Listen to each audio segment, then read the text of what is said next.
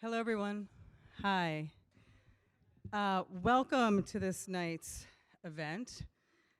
Thank you for coming. Thank you for braving the extraordinary traffic, the weather. My name is Lundy Martin. I'm the director for the Center for African American Poetry and Poetics. We call it CAAPP. That's the acronym, 2 A's and 2 P's. So once again, welcome. Tonight promises to be an exciting and surprising night of poetry and performance.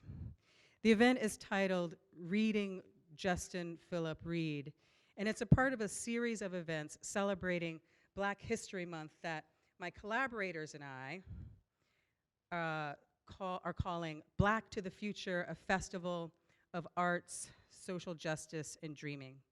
And we call it this in order to both honor the past and to celebrate art that moves beyond merely looking back, but that also innovates in a time-traveling way, moving beyond the past and the present, perhaps into some future imagining of our current world.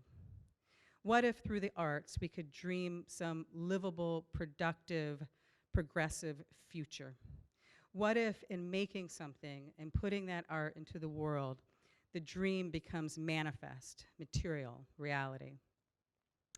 As a curator of this night's event, I challenged poet and performer artist Jaamil Olawale Kosoko, and I practiced that like 10 times before I got to the stage. Jaamil Olawale Kosoko and poets Simone White and Tongo Eisen-Martin to use Justin Phillip Reed's new book of poems, The Malevolent Volume, as inspiration toward making something of their own. I chose this book because I wanted to celebrate its dimensionality, meaning that the language takes us outside of the known world, or that's the way I experienced it, meaning linguistically it spirals dimensionally. How in the worlds does he move from something like, yes, me, with my Black life, gray Negro face, ever tried, to the word treed. So the whole moment without interruption is like this. Yes, me with my Black life, gray Negro face, ever tried, treed.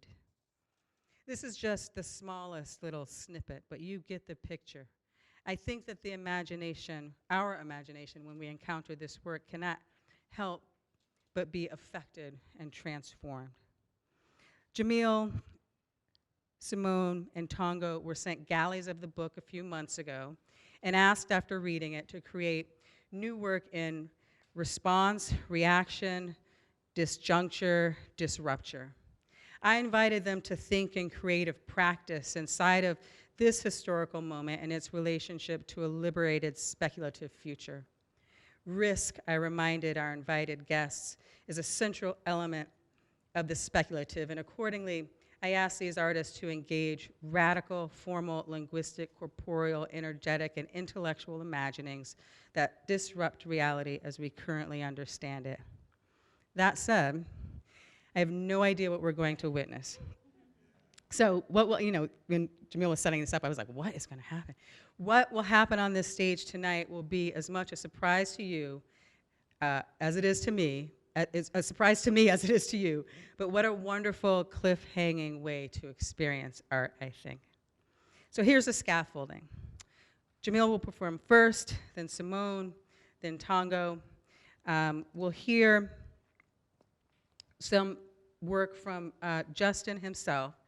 Then I'll moderate a brief discussion while Justin, I think, is going to retreat back into the audience as a witness alongside all of you, unless he gets inspired to say something. This program will be no more than 90 minutes long, and I just want to remind everyone, as I often do, that the Q&A is a part of it. So we ask that you remain in this room for the duration, unless you have to urgently, pee or something, for the duration of the program if possible. Books will be available for sale and signing after the event. And this is a really wonderful fact that we're, I think, the first public venue to obtain copies of Justin Phillip Reed's new forthcoming collection, The Malevolent Volume, because the pub date is not until April. So before I read the official bios tonight, of the featured artists. I want to thank those whom CAAPP has collaborated on, with whom CAAPP has collaborated on this groundbreaking arts festival, Black to the Future.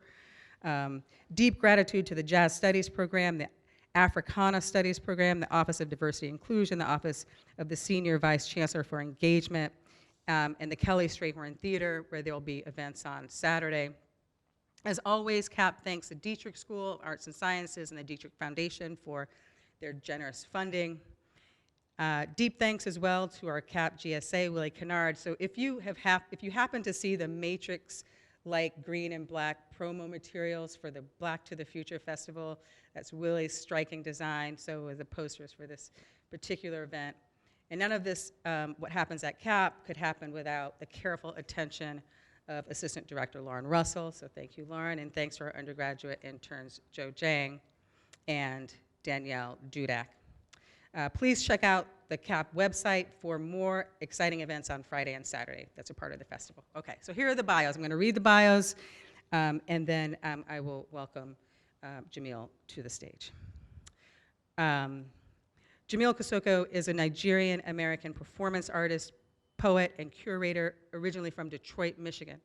His creative practice draws from Black study and queer theories of the body, weaving together visual performance, lecture, ritual, and spiritual practice. Recent awards include a 2019 Red Bull Artist Detroit Writing Fellowship, a 2019 New York Foundation for the Arts Fellowship in Choreography, 2019 National Performance Network Award, between 2017 and 2019, a Princeton Arts Fellowship, a Cave Canem Poetry Fellowship, and the MAP Fund Award. His works have toured internationally in South Africa, all across Europe and Canada, all across festivals in the United States, in venues such as the Center for the Less Good Idea in Johannesburg, Fusebach Festival in Austin, in Berlin, in Sweden, in Norway, many, many, many places. He is the author of 2 chapbooks, Animal in Cyberspace and Notes of an Urban Kill Floor.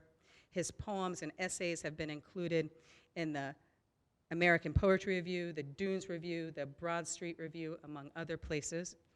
I haven't checked this out, but season 1 of his interview-based podcast, American Chameleon, can be found on all podcast platforms, and you can visit jamil.com. Jamil has 2 A's. Or follow Jaamil Kosoko on Instagram for further information. Simone White is the author of Dear Angel of Death, of Being Dispersed, and House of Envy of All the World, as well as the chapbooks titled Unrest and Dolly with Kim Thomas. Her writing has appeared in publications including Artforum, E-Flux, Freeze, Harper's Magazine, Bomb Magazine, Chicago Review, the New York Times. Her honors include the 2017 Whiting Award in Poetry, Cave Canem Foundation Fellowships, and recognition as a New American Poet for the Poetry Society of America in 2013. She has a JD from Harvard Law School, an MFA from the New School, and a PhD in English from CUNY Graduate Center. For many years, she worked on the staff of the Poetry Project at St. Mark's in New York, and she now teaches in the English department at the University of Pennsylvania and at Bard's Milton Avery Graduate School of the Arts. She lives in Brooklyn. Last but not least, Tongo Eisen-Martin was born in San Francisco and earned his MA at Columbia University. He is the author of Someone's Dead Already, Bootstrap Press 2015, which was nominated for a California Book Award, and Heaven is All Goodbyes, City Lights 2017, which received a 2018 American Book Award and a 2018 California Book Award, and was named National California Booksellers Association Poetry Book of the Year. It was also shortlisted for the 2018 Griffin International Poetry Prize. In their citation, the judges for the Griffin Prize wrote that Eisen-Martin's work, quote, moves between trenchant political critique and dreamlike association, demonstrating how in the right hands, one mode might energize the other, keeping alternative orders of meaning alive in the face of radical injustice. His poems are places where discourses and vernaculars collide and recombine into new configurations capable of expressing outrage and sorrow and love. Eisen-Martin is an educator and organizer whose work centers on issues of mass incarceration, extrajudicial killings of Black people, and human rights. He has taught at detention centers around the country and at the Institute for Research in African American Studies at Columbia University, and he lives in San Francisco.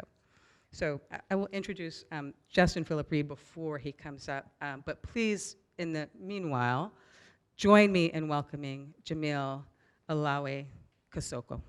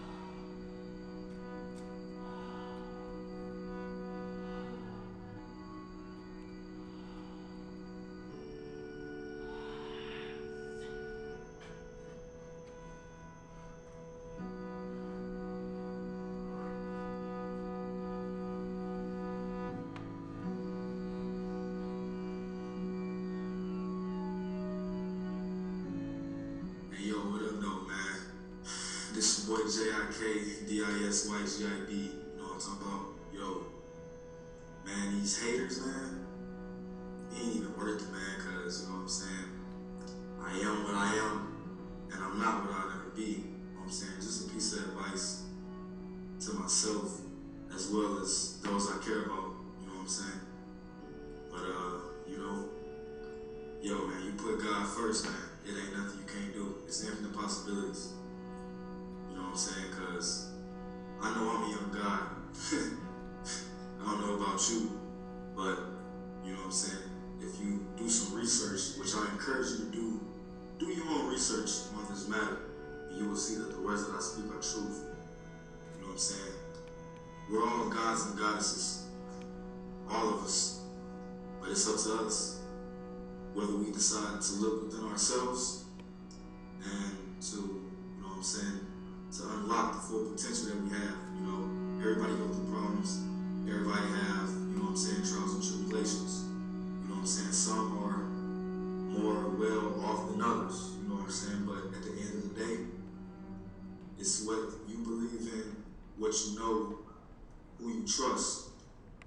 You know what I'm saying? So it is what it is, but you feel me? YG, are you? Namaste.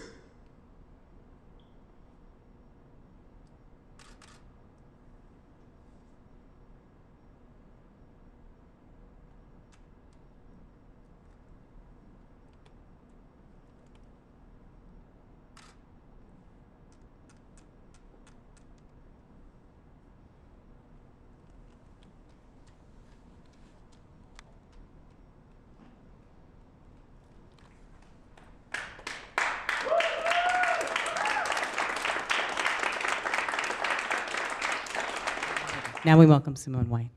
Thank you.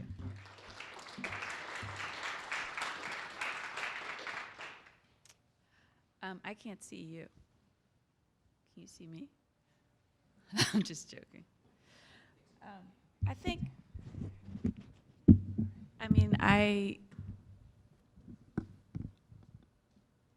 Jamil's like performative intelligence is so unbelievable and extreme, and I'm always pretty floored by it, so it's going to take me a second to organize my thoughts. But I'm really grateful to be here. I'm honored to be invited by Dawn and by CAAPP, and I was actually instructed in my invitation to talk a little bit about what I have done. So I'm going to talk a little bit about what I've done. Dawn already said that we were given this book and said, you know, the idea is just like to respond. That is a very open invitation to do almost anything. And in my own work, I had been working on a long poem, which I think I may have recently finished, like a poem of about 40 pages. And so my thinking turned towards the second part of this project, which is like a critical part of the project. And so this long poem, which is about 35 or 40 pages, I reached a point in my mind where I was finished writing poetry, and that what needed to happen next was like all kinds of interventions in the poem, so that the poem would occasionally have these like little side notes, and so in a way, I think being in that mind state was the sort of like writing mind that I brought to a response here, and I ended up writing like a kind of short critical response. But I mean, I'm not going to say anything else about it. I will tell you that the title, the provisional title of it is "Truth Is I Know a Fuckload."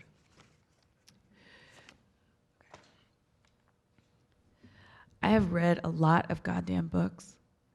Statements are falling out of my ass. I dream phrases I can't remember having read. Thousands of books off my target, thousands of years too late. I will never catch up. Burnout for half the decade. Reading pains me. This people has no leisure class. I am a slow, sloppy reader, till I'm not. My most basic materiality is of the word. I am a creature of the word and of the book. I do not mean a person of the book, which is how people identify as adherents of the technology of printing. Technological change or pressure on this form of textuality notwithstanding. Saying I am a person of the book is to identify as a literature cultist. And this is true even though there is no particular politico-aesthetic profile associated with this conservatism. My sensitivity to the arrangement of words isn't normal, and I make no value-oriented claims about my neuro-linguistic situation. I do not have any respect for ordinary grammatical arrangements and often cannot understand speech composed of commonplaces. I appear baffled and hostile before such speech, put back mentally into adolescence when no one knew me. Their every truth is not quite true. Their two is not the real two. Their four not the real four, so that every word they say chagrins us, and we know not where to begin to set them right. That's Emerson and Self-Reliance. Every word they say chagrins us.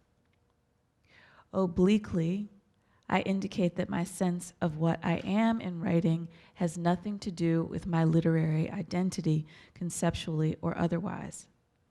I consider literary identity to be a problem, although I'm obsessive and fierce in my desire to know, and as an artist, to change what's known. My current project, called Either or on Being the Other Woman or Surround, can be understood as an experiment in refusing to perform a literary identity, as that identity is constituted by certain formal markers. A quick summary.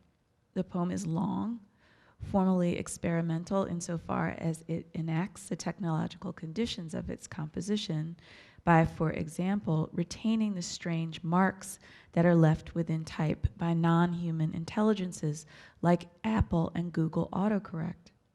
There are visible signs of struggle with Google Docs, part of a second or third generation of poetic struggle with word processing and cheap, ubiquitous home and desktop printing technologies that frustrate the sacrality of the line break and enjambment, which imply a painterly poem ideal.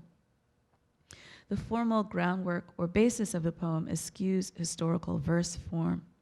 Perhaps it has no music. Most importantly, I'm interested in escaping the limitations of signifying pathways that go broadly under the category of figuration, and in asking questions about the imbrication of the figure with the reproduction of the pitiful situation the poem's content enunciates. I'm thinking about why metaphor, which is common as dirt, makes me so mad. I'm going to read a little section of this poem so that you understand what I'm talking about. Pope L walks into a room. Hair looks good. Everybody knows Pope L's hair be looking dry and wild, but maybe Pope L is supposed to be unkempt. Pope L walks right up to me, has something to say, important, not conversational, not in a conversational tone. He starts talking in an urgent manner. I do take note of people's appearances.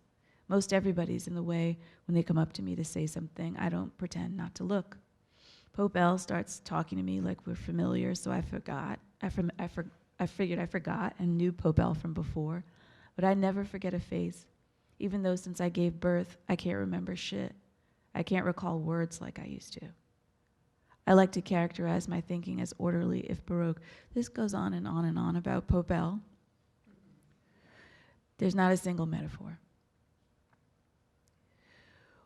What is figurative language? One definition from a dictionary of literary terms and literary theory. This is the 5th edition of the Wiley-Blackwell. Language which uses figures of speech, such as metaphor, simile, alliteration, hyperbole, metonymy, synecdoche, chiasmus, which is unmentioned here, but one of my favorites.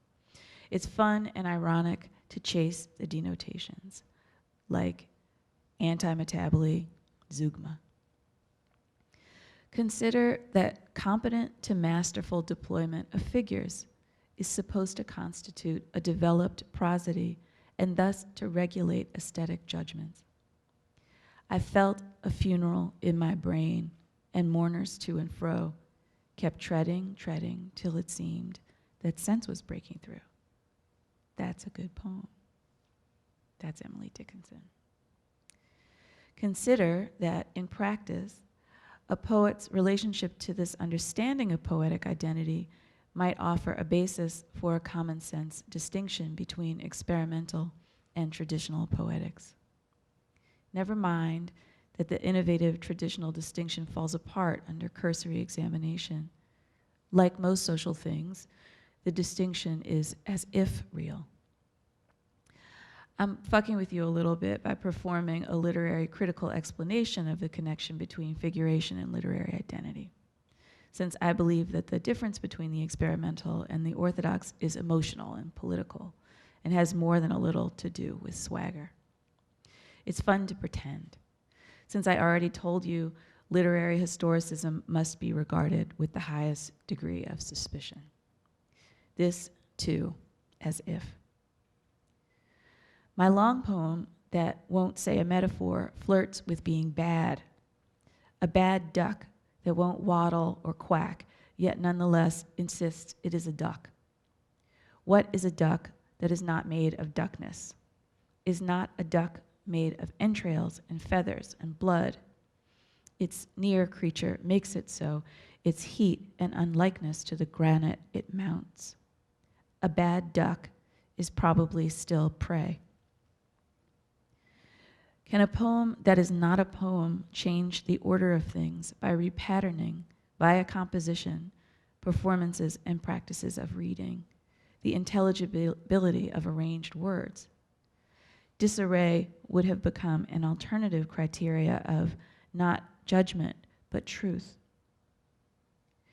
There is a sense in which what I just said applies to Black art generally, and certainly to Black poetry, which since 1773 has metaphorically attended to the removal of diabolical dye. This is on being brought from Africa to America. 'Twas mercy brought me from my pagan land, taught my benighted soul to understand that there's a God, that there's a Savior too. Once I redemption neither sought nor knew. Some view our sable race with scornful eye. Their color is a diabolic dye. Remember, Christians, Negroes, black as Cain, may be refined and join the angelic train. I take the Malevolent Volume to inherit, through Wheatley, a deep form of Black American poetic goodness that engages critically with the symbolic monstrosity or horror of Blackness, the non-human nature of the Black, by writing into the monster's condition of possibility, which is the simultaneous non-existence and plasticity of the thing. This was the conceit of Scooby-Doo, which is a television show I loved a lot as a little girl. Some of you in here won't even ever have seen Scooby-Doo because you were born when it was on television. But in Scooby-Doo, in every single episode, the team of Scooby-Doo owners would chase the monster, which inevitably turned out to be a human being wearing a costume. The figurative exploration of the ultimate emptiness of non-humanity is a formal refinement. It is ascension. In Minotaur, which is a poem in Justin's book, the shape seen, assuming the shape most unnerving, never fully assumes the position of speaking subject.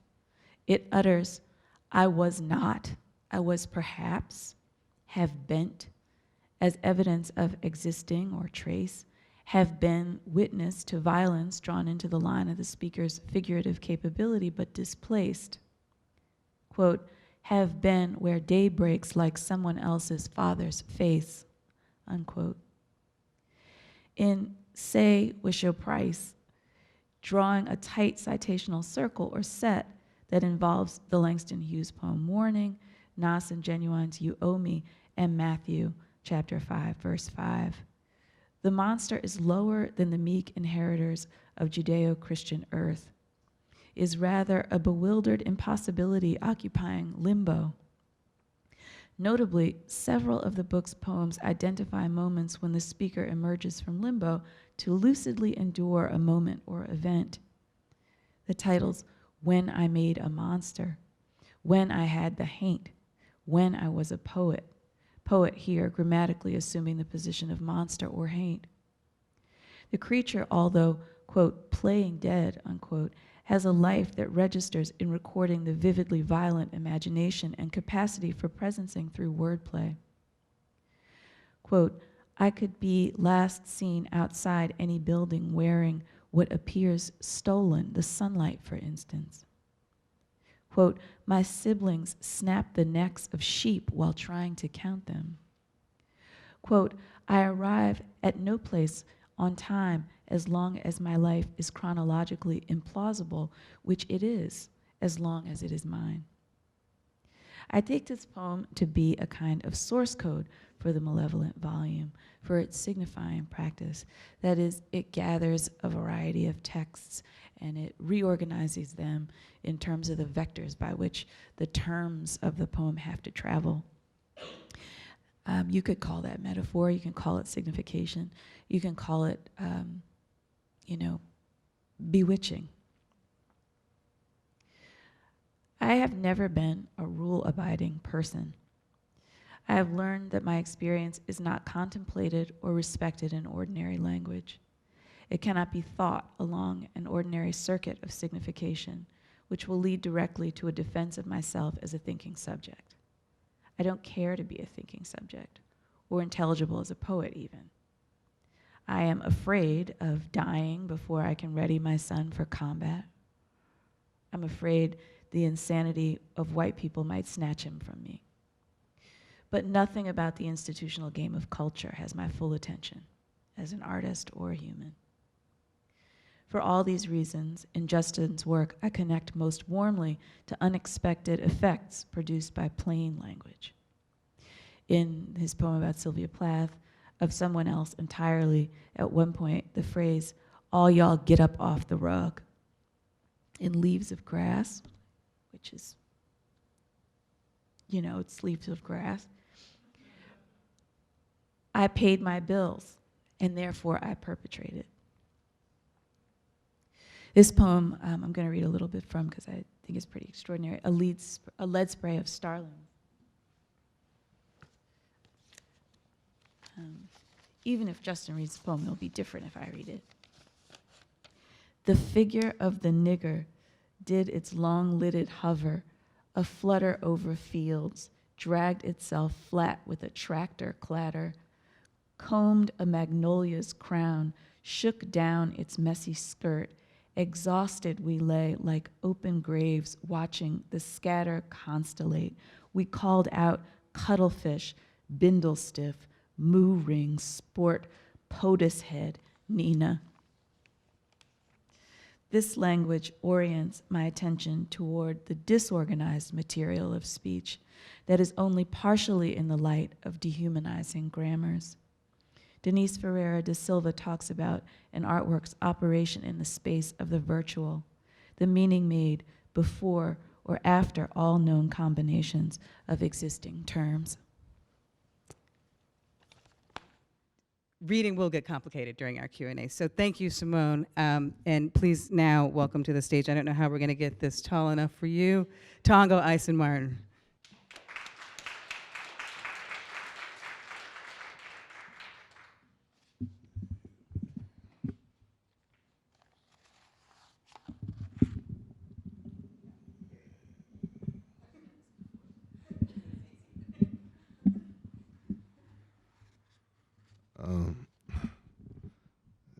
I'm really terrible at talking.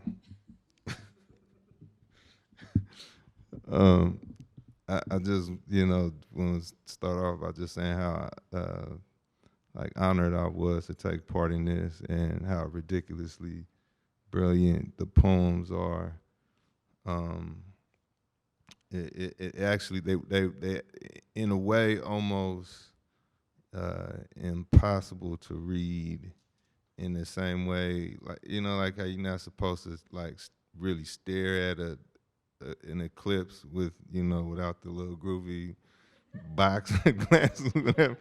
So I found myself just kind of like almost quieting the usual peanut gallery in my mind, and just trying to kind of just experience the poetry in a kind of, you know, almost like waves. And I so happened to be like on a John Coltrane binge. At the same time, I picked this book up, and it kind of like, you know, had the same required the same surrender, you know. So I wrote some poems, and you know, they kind of, I don't know how to put it, like not exactly like, you know, like, well, sort of like, you know, how the old school breakdance and popping, locking, and somebody sends the energy to you, you know.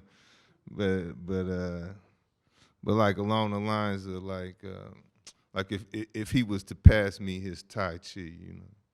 So that's kind of how I saw it. I did all right. That was all right talking.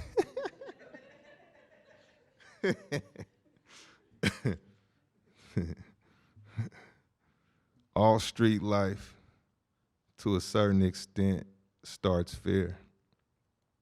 Sometimes with a spiritual memory even. Pre-dawn soul clap, your father dying even. Maybe I've pushed the city too far. My sensitivities to landfill districting and minstrel whistles, white supremacist graffiti on westbound rail guards, all overcome and reauthored. The garbage is growing voices, condensed Marxism, modal gangsterism for a warrior depressive underpass in my pocket because I am a deity or decent bid on the Panther name, revolutionary violence that chose its own protagonist or muted stage of genius, a merciful Marxism. Disquieted home life, a metaphor for relaxing next to a person who is relaxing next to a gun. I stare at my father for a few seconds, then return to my upbringing. Return to the souls of Ohio black folks. Revolution is damn near pagan at this point. You know what the clown wants? The respect of the ant. Wants a pen cap full of bullets. Wants to see their ancestors in broad daylight. I'm not tired of these rooms, just the world that give them a relativity. My only change of clothes prosecuted, the government has finally learned how to write poems. Shootouts that briefly align that make up a parable. White bodies are paid well. Do white men actually even have leaders? All white people are white men. White men will only ever be metaphors. All I do is practice, Lord. A rat pictures a river, can almost taste the racial divide, can almost roll a family member's head into a city hall legislative chamber, knows who in this good book will fly. I've decided not to talk out of anger ever again, Lord. Met my wife at the same time I met new audience members for our pain. We passed each other cigarettes and watched cops win. A city gone uniquely linear. Harlem of the West do a true universe. I will always remember you in fancy clothes, my wife said. So here I sit, twisting in silk ideation. My rifle made of tar, my targets made of an honest language. The San Francisco poetry is how God knows that it is me whining, riding among the lesser respected wolves, lesser observed militarization, Dixie-less prison bookkeeping. I mean the California Great Coast of coming, lich mob gossip, and bourgeois debt collection. I mean, it's tempting to change professions mid-poem. In the Chicago briefing, a white sergeant says, blank slate for all of us after this black organizer is dead. Standard academics toasting $2 wine at the tank parade. Bay of nothing, Lord. Nuclear cobblestones, gun line athleticism, and the last of the inherited asthma, children given white dolls to play with and fear. Facial expressions borrowed from rich people's shoestrings. I can hear hate and teach hate and call tools by people names and name people dead to themselves. No one get naturalized except federal agents soon, carving the equator into throat soon. I'm sorry to make you relive all of this, Lord. Pre-dawn monarchy, friends putting up politician posters, then snorting the remainder of the pace, minstrel scripts shoveled into the walls by their elders, my children sharpening quarters on the city's edge. For these audiences, I project myself into a ghost-like state. For these gangsters, I do the same. Every now and then we take a nervous look east, sleep becomes Christ, sleep starts growing a racial identity. Do you ever spiral, Lord? Has the gang age betrayed us? Be patient with my poems, Lord. So much pain, there has to be a point to crime. I mean, it has to be if race traitors come with it. Lord, is that my revolver in your hand? Better presidents than these have yawned at cages, have called us holy slaves, filled the school libraries with cop documentaries. Baby, I don't have money for food. Shit, I have no present moment at all. I go to the railroad tracks and follow them to the station of my enemies. A cobalt-toothed man pitches pennies at my mugshot negative all over the United States. There are toddlers in Iraq. I see why everyone out here got in the big cosmic basket and why blood agreements mean a lot and why I get shot back at. I understand the psycho-spiritual refusal to write white history or take the glass freeway. White skin tattooed on my right forearm, ricochet sewage near where I collapsed into a rat-infested manhood. My new existence is living graffiti. In the kitchen with a lot of gun cylinders to hack up. House of God in part, no cops in part. My body brings down to Christmas. The new bullets pray over blankets made from old bullets. Pray over the 28 hours next beauty mark. Extrajudicial Confederate statue restoration, the waistband before the next protest poster. Hey, by the way, time is not an illusion, Your Honor. I will return in a few whirlwinds. I will save your deaths for last. You are witty, Your Honor. You're moving money again, Your Honor. It's only raining one thing, non-white cops. And prison guard shadows reminded me of spoiled milk floating on an oil spill, a neighborhood making a lot of fuss over its demise, a new lake for a Black Panther party. Malcolm X's ballroom jacket slung over my son's shoulder. Pharmacy doors mid-slide, the figment of village, a new noose to a new white preacher, wiretaps in the discount kitchen tile, all in an abstract painting of a president. Bought slavers some time, didn't it? The tantric screeches of military boats and election Tuesday cars, a cold-blooded study in leg irons in tornado shelters, leg irons inside your body, proof that some white people have actually fondled nooses. That sundown couples made their vows of love over opaque peach plastic and boat action audiences. The Medgar Evers II is definitely my favorite law of science. Fondle news clippings and primitive Methodists, my arm changes imperialisms, simple policing versus structural frenzies, elementary school script versus even white spectrums, artless bleeding in the challenge of watching civilians think. Terrible rituals they have around the corner. They let their elders beg for public mercy, beg for settler polity. I'm gonna go ahead and sharpen these kids' heads in the arrows myself and see how much gravy spills out of family crest.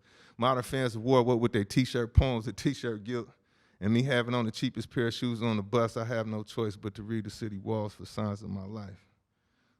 First, I must apologize to the souls of the house. I'm wearing the cheekbones of the mask only. A pill bottle, my name is yours, name tagged on the side of a factory of wrist, teeth of the mask now. Back of the head of the mask now. A new phase of anti-anthropomorphism, fending for real faces, stuck with one of those cultures that believes I chose this family. Shit, I'm not creative, just the silliest of the revolutionaries. My blood drying on my only jacket, the police state psychic middleman evangelizing for the creation of an unmasked is an unmegger, blood of a lamb less racialized or awesome prison sentence. Good God. Elder abuse hired for the low. Dog-eat genius while a right angle is made between a point on a Louisiana plantation and a 5-year-old's rubber ball 3 feet high and falling like a deportee plane to complete my interpretation of garden variety genocide. I am small talk about loving your enemies a little more realistically. About paper tigers and also gold. I need my left hand back, broke my neck on the piano keys, found paradise in a fist fight. Maybe I should check into the Cuban line. Watching the universe's last metronome, some call Black Jacobins. Just wait. These religions will start resigning in a decade or two. Some colorfully, some transactionally in a cotton Gothic society. Class betrayal gone glasses. I mean, ironically, my window started fogging over too as I was trying to figure out which Haiti would get me through the winter, which poem houses souls, which socialist breakthroughs like 10 steps back, then finally stillness among families. A John Brown biography takes about. I'm up next to introduce Prosser the Monk. I mean, I remember childhood. Remember the word childhood being a beginning. Scribbling on an amazing grace, I rented this body from some circumference of slavery. Remember being kicked out the Midwest, strange fruit theater, lithium and circuses, like-minded stomachs, the ruling class blessing their blank checks with levy phone, with opioid tea. Sentient dollar bills yelling to each other, pocket to pocket. Cello stands in the precinct for accompanying counter-revolutionaries. My mother raised me with a simple pain. A poet loses his mind, you know, like the room has weather.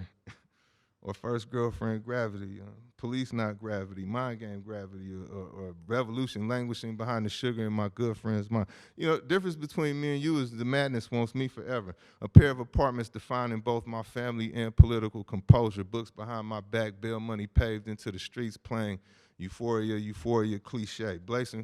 Bracing for the medicine's recoil, sharing a dirty deli sandwich with my friends, Black Jacobins, underground topography, a grandmother's hands, psychology of the mask now, teeth of the mask again. I talk facing away from the dead.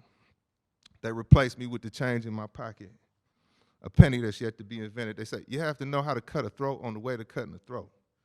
After sleeping on a mattress made from 2 garbage bags of clothes, I became content with the small gestures of plantation fires. Playing with couch ashes, I realized how weird the universe was. And it exists in so many places, so many random things that interrupts me while I'm trying to dream. Like your clay correspondence, Lord. To be transparent, I have 20 books next to a bullet like an old man giving advice at the beginning of a revolution. I've really done it, Lord. Explored the mumbles of my mind. Explored what's naturally there, and I found no brainwashing. I found Africa, Lord. I have a future. It takes place in the diasporic South. And I got morning possessions, modern militancy. I mean, windows to the South. I will walk on a missile for food. I guess you would not want flowers for a few years, Lord. Will I be tied face to face with the country I murdered? Merge with us, Lord. Our old metal versus the new metal. Our old metal versus a pool of meandering imperialist faces of multiculturalism of sorts. The dead replaced me with a comedian's chest cavity instead of a chest cavity held tight. It takes a violent middleman for me to talk to myself. Stories that travel through other people's stories. A song about a song, a hemisphere about a hemisphere. Stories that travel through a conquered poet. My mother remembers Africa, Lord. She killed on behalf of you, Lord. I wore a machete all winter and no one asked me what it meant. I read 1,000 books in front of the world. You know, what I do is fight poems. And sleep through decadent San Francisco prayer circles, watch people play for post-working class associative surfaces, or recreations of a governor's desk, you know, ruling class art of utility plan, find a sociopathic bureaucrat, a day white people scare even easier. TV in a basket next to a ceramic baby wearing ceramic armor, musket progeny fantasizing through the art of the poor. Their trendy latches locked before God. Black art hunted down like a dog. And hand over my friends, Lord. Lord, I think I'm going to die in the war. Unelected white people in my small house like a blues song of no spiritual effect, or dollhouse H-bomb, a pony show near dead bodies, apartheid weddings that go right, apartheid white people who give birth to mathematicians, the spiritual continuity of barracks and police stations, a chemical interpretation of a Sunday trip to church meals in their pockets, a river mistaken for a talking river, no autobiography outside of small personal victories of violence and drug use made in the image of God's trinkets, a white abolitionists confided in their children about, chemical assurances that they will switch from black artist to white artist, black God to white God, black worker to white worker. I think about you cautiously, Lord. In the same way I think about my childhood. Foxhole Friday nights, man, most of life is mute. Comedian points out a planter's field to a priest, king, sugar cane king, cotton king, revolutionary, the Bible essential, containing all modes of shallow introduction, introducing an unlisted planter class, speaking about fevers and balance sheets and reassuring the masses that we can figure out our fathers later. A priest took my mother lightly, Lord. Stood in front of parishioners, re-raveling fantasies about black art. Priest reading confidently before I broke him and broke his parallel. After the day, I've never been a poet before. A little brother watches his big brother's friends. They lean rifles on shelter walls. They agree with me and call it literature. It's a simple matter, this revolution thing. To really lie to no one. To keep nothing God-like. To write a poem for God.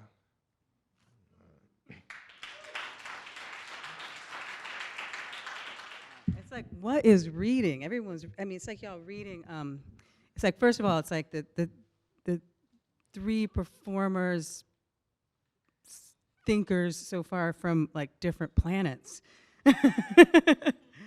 from each other. So, thank you so much. You know, there would have been a regular way to do this, which would be to have, you know, Justin, Phillip Reed read first, and then the responders or reactors then, you know, do what they're going to do. But, you know, the question really in this case is, do we read the book, or does the book read us? I think the book is going to the book is going to happen now, I think. So let me introduce Justin Phillip Reed. Justin Phillip Reed is an American poet and essayist. He is the author of Indecency from Coffee House Press, winner of the 2018 National Book Award in Poetry, winner of the 2019 Lambda Literary Award in Gay Poetry, and a finalist for the 2019 Kate Tufts Discovery Award. His second full-length collection, this one that we're meditating on this evening, the Malevolent Volume, will be released in April. He is the 2019 through 2021 Fellow in Creative Writing here at the University of Pittsburgh at the Center for African American Poetry and Poetics, and the recipient of a 2019 Ruth Lilly and Dorothy Sargent Rosenberg Poetry Fellowship from the Poetry Foundation. His work appears all over, including African American Review, if you want to check it out, Best American Essays, fabulous essay, Callaloo, Kinney Review, Obsidian, lots of other places. He received his BA in creative writing at Tuscaloosa College and his MFA in poetry at Washington University in St. Louis, where he served as junior writer in residence. He has received fellowships in the Cave Canem Foundation, the Conversation Literary Festival, and the Regional Arts Commission of St. Louis. Reed was born and raised in South Carolina. Please join me in welcoming Justin Phillip Reed.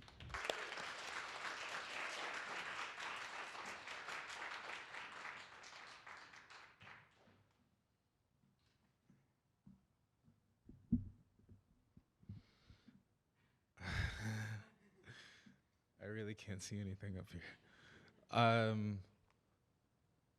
Yeah, I don't know how I could ever have expected or hoped for the kind of engagement that my work has received tonight. That just like doesn't happen, especially for like young Black writers. So thank you everybody that was involved in this. Thank you Jamil, that performance was amazing. Thank you Simone. To be read to death is always something I kind of wanted. Thank you Tongo. I don't even know how you just did that. And thank you Dawn, Lauren, Lily, Joe, everybody involved in bringing this together. I have been stressed out about this night for about 2 months. And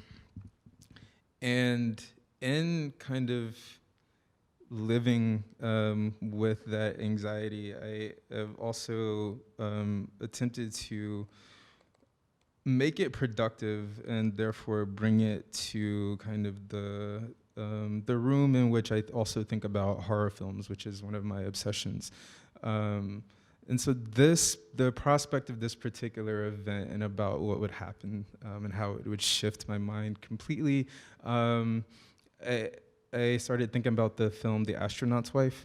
And so I think this is a note about being an inadequate being that then becomes a vessel for a different, more intelligent kind of life. Can y'all hear me?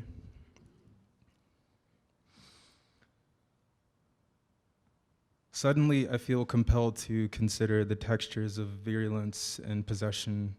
Yes, it's winter and a novel cohort of upper respiratory illnesses assails me from outside, but I swear there's something malicious living within my digestive tract.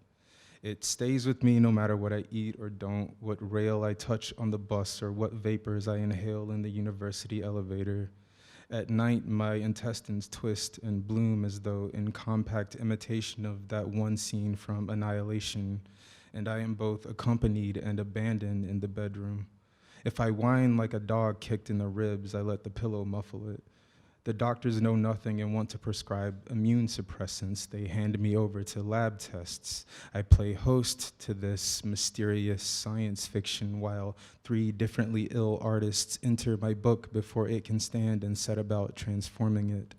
It will, from this moment, never again be quite what it has been. There will be a weird little wriggle in that glisten of its cornea that wasn't there before. Was it? Wasn't I too enamored to notice? Maybe my beloved always stayed up awake all night and watched me spring my nosebleeds, siphoning confidences from my lungs with fishing line. It's better to know the book was never mine, or ours, my friends, but is its own chaos of transmission, like a skin. I came this evening prepared to receive its raw hell face, its basic brain, its vulnerability to light, and its saddest humanity. How is a fever like reading?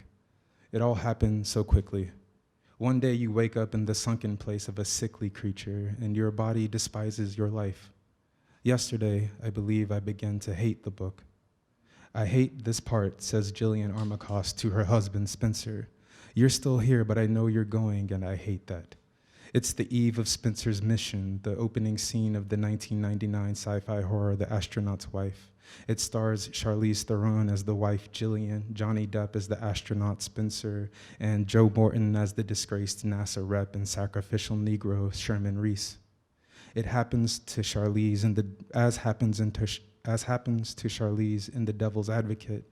Another husband with a random Southern accent uproots her into apocalyptic preparations. She has Rosemary Woodhouse's haircut, and perhaps the film is completely in tribute to Rosemary's Baby, right down to John Cassavetes' son as Alex Streck, the astronaut whose body couldn't hack extraterrestrial possession. As Alex and Spencer attempt to repair a satellite, there's an explosion. NASA loses contact with them for 2 minutes. Something else comes back to Earth's surface dressed as Alex and Spencer. Alex dies of a massive stroke. He's hiding inside me, Alex's wife says to Jillian at the wake, and then she takes a bath with a radio between her legs. Spencer relocates Jillian to New York City, where he becomes a corporate exec occupied with designing a warplane that will use radio waves like an EMP bomb. Jillian's drunk and wants to know what happened to her husband for those 2 minutes when he was both accompanied and abandoned in orbit. For pressing the subject, Spencer punishes her with rape and pregnancy, though the film stylizes this coercion to sound like seduction. Dark, he says about the moment that changed everything. Black, no light, no light. It was black, silent, no sound, but loud, something loud. It was death. This Black Death's loud silence is something of the blood taint anxiety riding these all-American couples to their ruin. It moves in an inscrutable code that only Papa Pope is able to isolate. Until then, what's happening is frequently all that Jillian can say of her life. Along with the growth of the unknown within her, the unknowable city, glowing chrome and gray outside her, resurrects her mental illness. It is the specifically not Black illness of visualizing herself and the people she knows dying violently. In her world, this is irregular and previously found her hospitalized. Meanwhile, her lover and only friend is corrupted by a being and language that utterly elude her. At dinner, the men make their mouths utter things like 25,000 pounds of thrust, wingspan fully extended, a ceiling of 55,000 feet, planes and tanks and computers and missiles all humming away in electrical blizzard, the hostile environment that their little fighter flies into. The text of this, the plosive enunciations, accumulate a surface of force and cold calculation around Spencer. How will she survive this place? How introduce any creation into it? How to trust what once brought her to support? How to trust what once brought to her support, pleasure, and adventure to now provide anything other than destruction, confinement, and fear. I mean to write something here about what is called a writing career, but who at this moment the fuck wants to hear it? It's not just that Sherman Reese spends half the film behind the scenes, losing his job, his mind, and then his black-ass life in order to supply Jillian with a whole storage room of foundational evidence that Spencer is dead and she's carrying the twin offspring of his killer. It's also that in the end, it doesn't matter. the risks that Black work takes when it's time to save the world and wherein the world is all the time. How much commendable, lamentable sweat, stress, and text erased and overwritten for the sake of rabid replication. That shit is disrespectful, and I want it sometimes. Want complete absence of consciousness, relief from the omnipotence of nuance. What about you, about the book, is too sacred to succumb to total and immediate revision? What about you, Justin? In the dark tonight, in silence, writhing, who truly will you hear growing there? Thank you.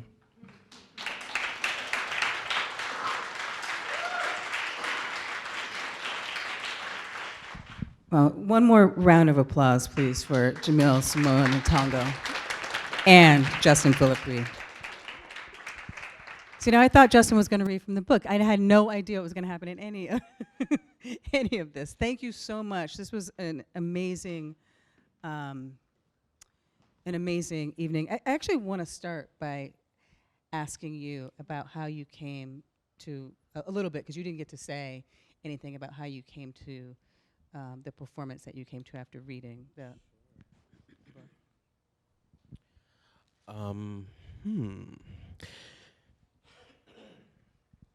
I think the text, it struck in me this ongoing theme of impossibility and monstrosity as it pertains to Black life, Black being, and these are things that I'm always thinking about. Actually, I think, and so yeah, it almost felt like an amazing wedding of ideas, sort of meeting kin, I think, sort of through text, through image, through metaphor. And so it became a really interesting exercise and sort of translating some of these ideas and proposals into a kind of poetic frame, sort of embedded in the body, and sort of attempting to give a sort of physical shape to embody some of these ideas. I was quite struck and taken by I Must Be Some Kind of Impossible. I might be paraphrasing the title. Excuse me. But that poem particularly, it struck something in me, and and that happened. Is there a fifth microphone, or is there just four? There's just four, okay. I found it incredibly, I just found it so moving. I'm always surprised by how watching another body in movement, in motion, can, in my body, brings up sometimes more emotion than language, than I'm it's very, very struck by that.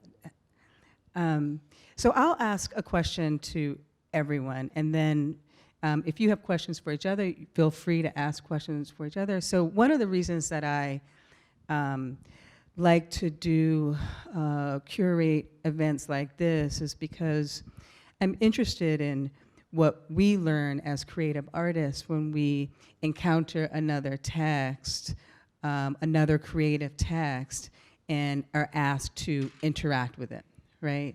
So my question for you is what did you learn in this process as you were creating what you created, and quote unquote reading Justin's book? No, you don't it's for everybody. Oh, see, now everyone has a microphone. No one has to worry.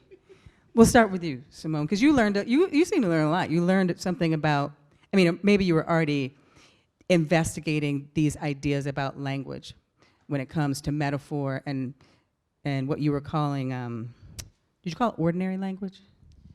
Yeah, ordinary language. But yeah, so maybe you were already investigating. But what did you learn in the process of reading I did Justin's learn work a lot, yeah. as you were writing this text? Well, I mean, one of the things I learned is that I've been doing this for a long time, like sort of tracing the development of metaphors in people's work, in poems that I would not myself write, that I admire. And in a way, there was a period, like maybe a year ago, when I was like, actually, I have no idea what a metaphor is. And I sort of backed into, you know, it wasn't like a scholarly investigation, or I wasn't interested in the literary critical term, but I was interested in like how people built figures, and how the different ways in which people understood, you know, terminological comparisons. Because I wasn't thinking about the words as like, it's you know, roses are red is not exactly what I was thinking about. I was thinking about like roses and red as, you know, terms or categories or concepts, and how it is that we understand these things to sort of produce meaning through like a starlight or dimensional kind of thought, right?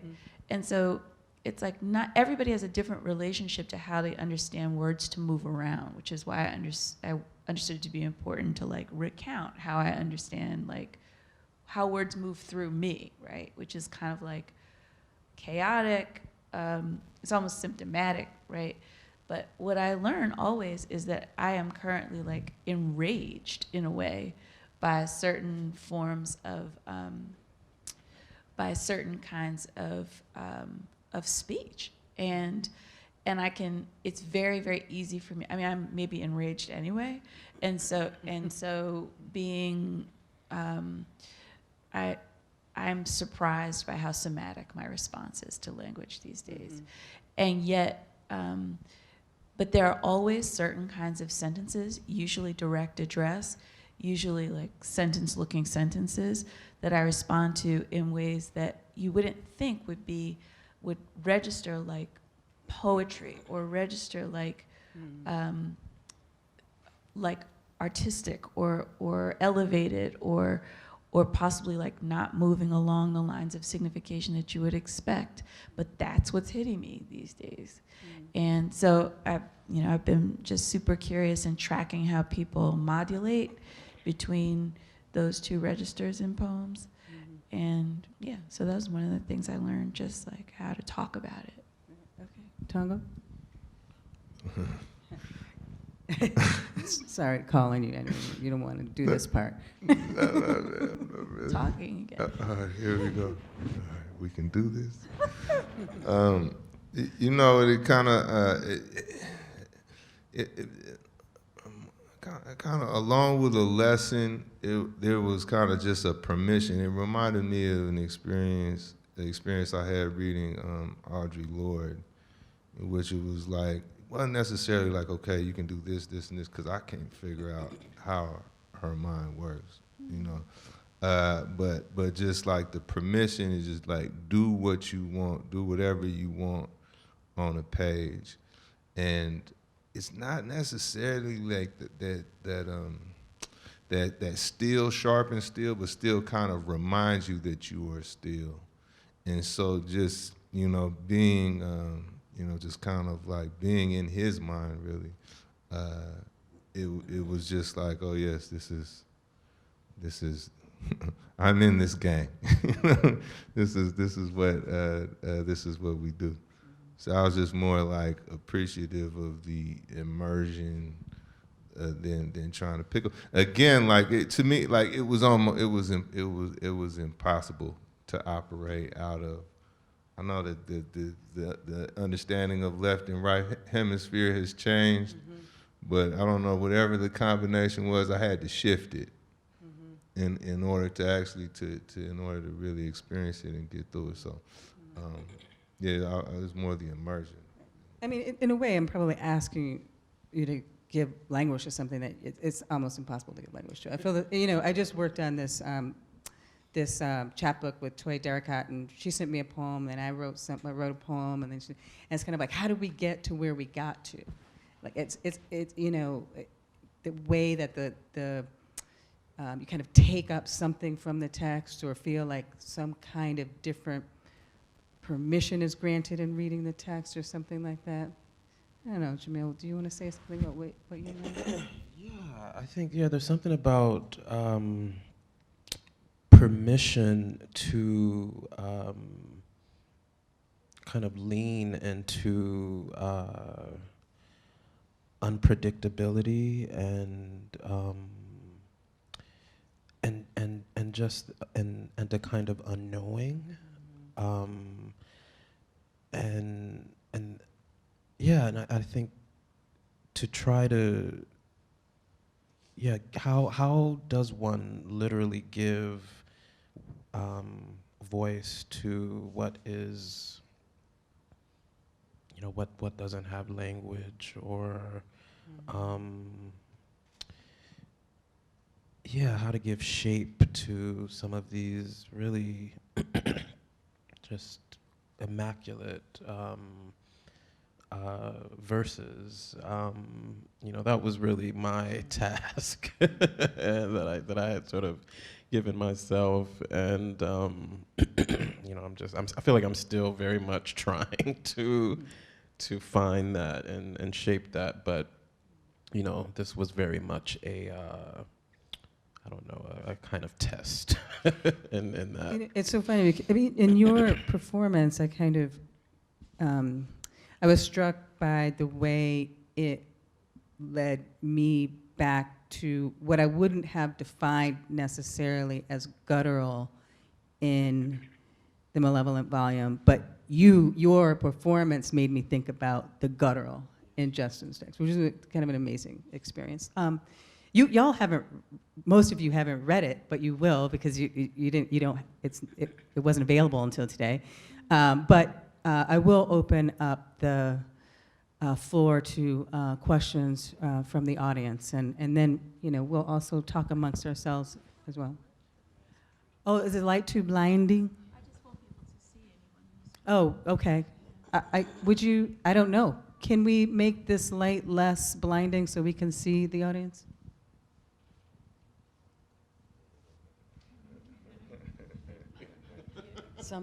Is that good? This is much better. Okay, great. Are there questions?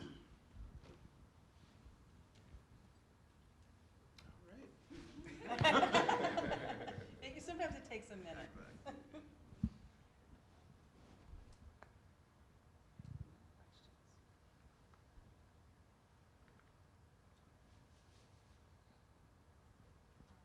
See, it takes a minute. Kay has a question. Joe will give you the microphone.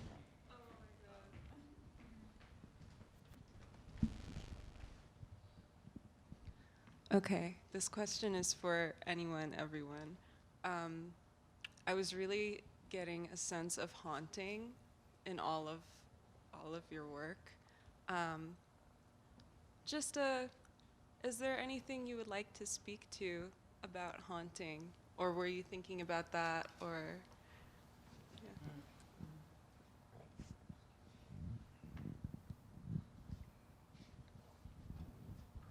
I see dead people.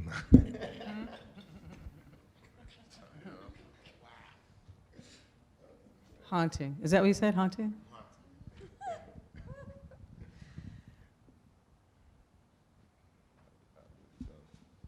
I know that Simone doesn't like to think about haunted things. Oh, I'm afraid of ghosts and almost everything scary. I can't watch horror films.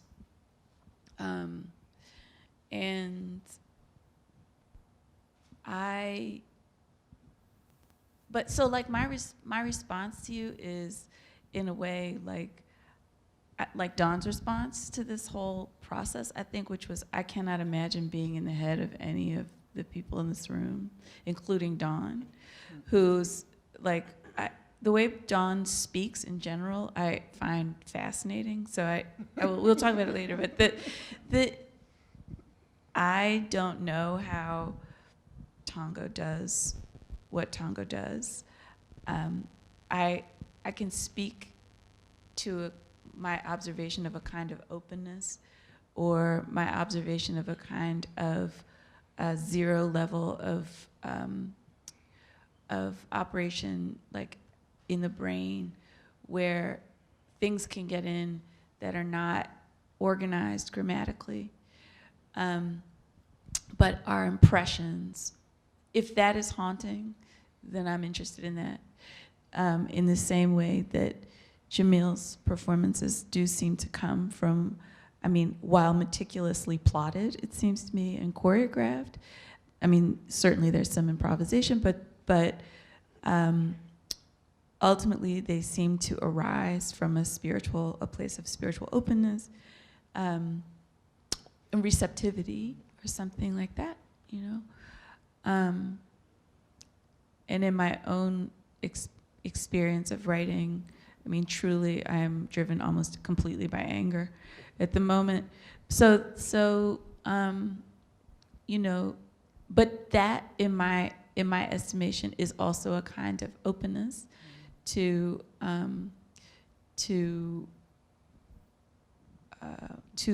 being prepared to be disorganized in a certain manner. So that's what I think of as haunted, being able to channel.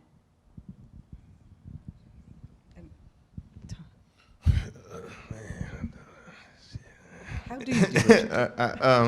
I think is in a way there's like a kind of like a different orientation to how I don't want to say like I in a self-absorbed way, but it's almost like there's a dance with liberation in the Black experience, and the protagonists in that dance are both dead and alive. And from, you know, my earliest memories is I was, you know, collectively constructing my identity, there were always the strength of this person who's passed, the mind of this person, the commitment of this person, you know, and all of the people that we looked up to, a lot of them died violent deaths as well. So it's weird though, because therefore it's not like a separate department. It's just it's where the vibration goes, you know. And sometimes it's the best I can do for liberatory practice to speak through that lens. Right, sometimes that's where the discussion, or the perpetual discussion, has to go here, and then it can pop back up, and it ultimately has its own mind. But it's basically, I think it's a different relationship. Yeah, to say that something has its own, I think that's a really beautiful way of putting it. I don't know if I want to say anything else, but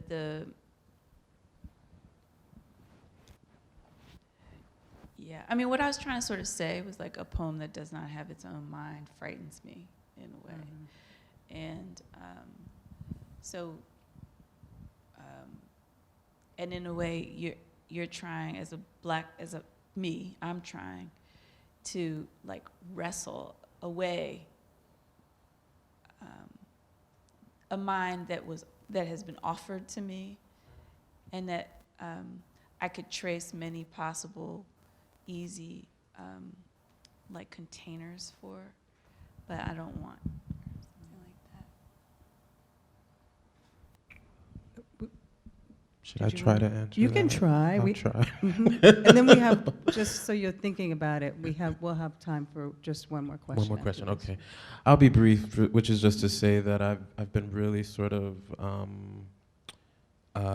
lingering in this notion of the sort of erotic capability of haunting, and what does it mean to sort of and when I say erotic, I'm speaking about intimacy and closeness and proximity to ancestors, to language, to kin that have transitioned,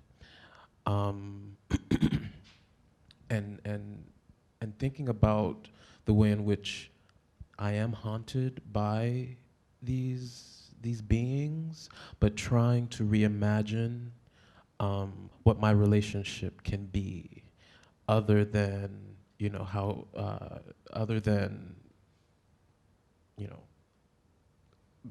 the catastrophic or the horrific, But I'm really I'm trying to linger inside of this intimacy with the frequency that blackness seems to exist inside of, which is so close to death, that it's almost impossible to be black and not have an intimate relationship with the thought of death.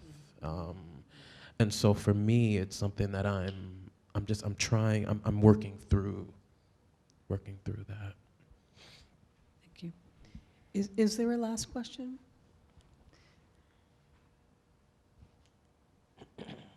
Yes, Avery. Do you want the mic? The glory. I was just taken aback for the ways in which I think breath was engaged differently in everything that I saw with Jamil. I thought it was about